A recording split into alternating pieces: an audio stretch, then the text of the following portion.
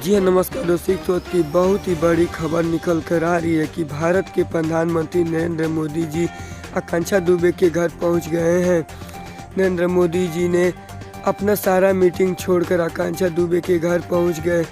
आकांक्षा दुबे की मौत का लगभग 1 महीना हो चुका है, लेकिन इस मामले को लेकर अभी तक कोई बड़ा खुलासा नहीं हुआ है, जिसके चलते भारत के प्रधानमंत्री 2023 के चुनाव देखते हुए आकांक्षा दुबे के घर पहुंच गए। मोदी जी ने आकांक्षा दुबे के परिवार में बहुत ही बड़ा मदद हुआ किए कि आकांक्षा दुबे के परिवार में 2 भाई, उनके बड़े भाई हरिओम दुबे और उनके छोटे भाई आदित्य दुबे, इन दोनों को सरकारी नौकरी देने का बहुत ही बड़ा बात बोल दिए हैं मोदी जी ने। और उनके परिवार को क्या क्या मदद किए हैं आपको वीडियो में जरूर दिखाएंगे। उनके परिवार को बहुत ही ज़्यादा मदद किए, उनके परिवार को